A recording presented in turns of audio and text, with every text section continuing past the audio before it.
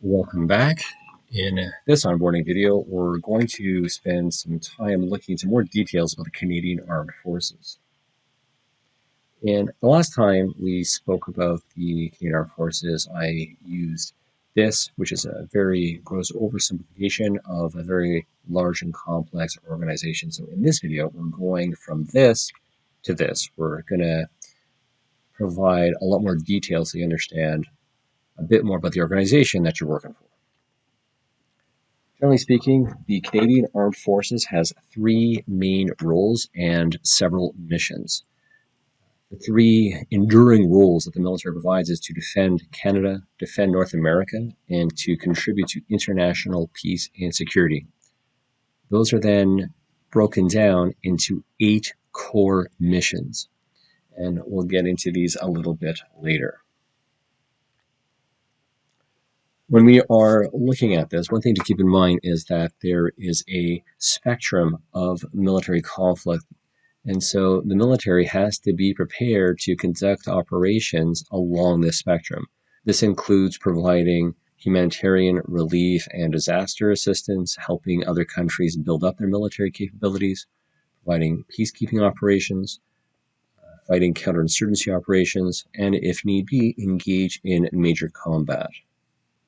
Broadly speaking, the military is made up of both regular and reserve forces, and the total size of the military, at least on paper, is about 101,000 people.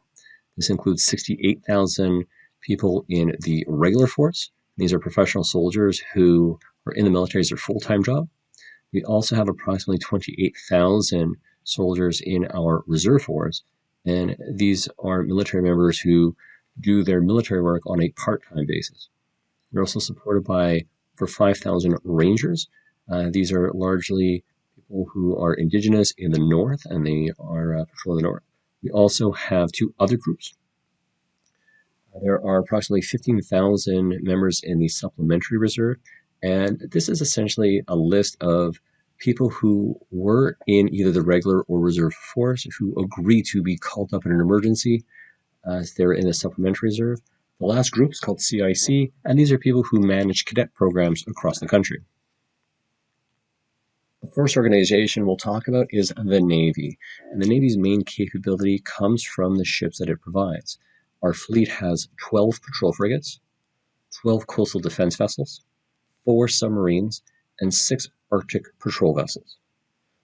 The Arctic patrol vessels are quite new and are still being delivered. From an infrastructure perspective, it's also important to look at where these facilities are located. Unsurprisingly, the Navy is split between the east and west coasts in Halifax and Esquimalt. We also have a Navy facility in the north to support our Arctic operations, and the Navy headquarters is in Quebec. The next organization we'll look at is the Army. The Army provides ground forces, and these can include artillery capabilities and tanks, infantry and armored vehicles. And just to save some space, I'm including the special forces in the Army, although they are a distinct entity. But many of the people who do operate our special forces do come from the Army. Well, there's plenty of Navy and Air Force people there as well. The Canadian Army is spread across the country. It is far more diverse in its footprint than the Navy, which is generally clumped into the east and west coast. So you can see that all these dots represent different areas, and many of these locations are actually reserve units that are spread in communities across the country. Next is the Air Force. The Air Force, if it flies, the Air Force flies it. And so the thing that often gets the most attention in the Air Force are the fighter jets, but the other capabilities it provides are just as important. The Air Force flies surveillance aircraft, search and rescue aircraft, various types of transportation aircraft, and various types of helicopters. The Air Force is also spread across the country. The airfields on the coast support Navy operations such as surveillance, and the 2 operational bases that have our fighter jets are Cold Wing and Bagotville. And other bases that we see on this map are providing either training services or are part of the transportation logistics system. An important infrastructure piece is our North Warning System. The North Warning System is a chain of radar stations across Northwest Territories. It stretches into Greenland and into Alaska, and these systems provide early warning if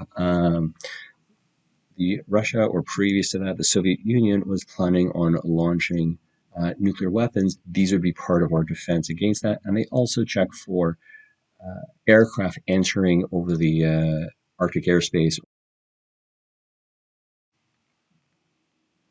We also divide Canada, and as part of defending North America, into different search and rescue regions. This is part of the defense mission to provide search and rescue. And what you see are three very broad, very large rescue regions. Another way of looking at Canada is by joint task forces. So when something happens and we actually need somebody to give orders to soldiers to go and do something, those orders and instructions are given by a joint task force commander. So if something were to happen in British Columbia, for example, then the Joint Task Force Pacific would be responsible for the military response to that natural disaster.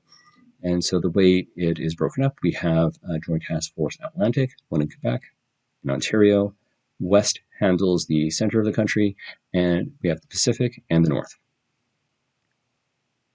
The last thing that I want to talk about are the regions from a real property operations group perspective.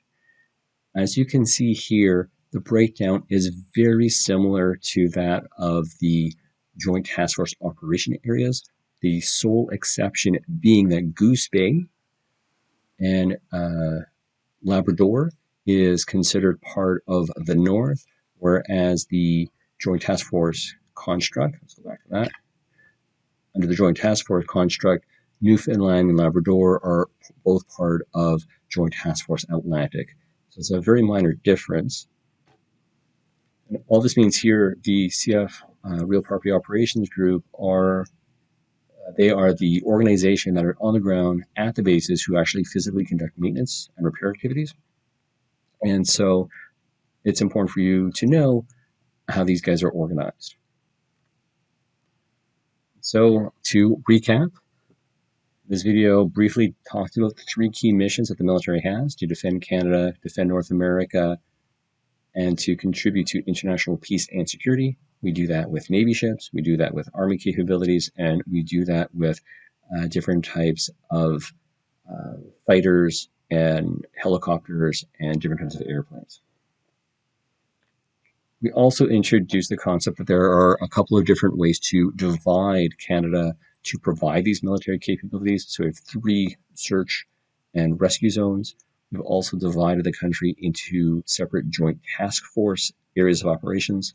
And last, we discussed how we've also divided Canada into real property operations group regions.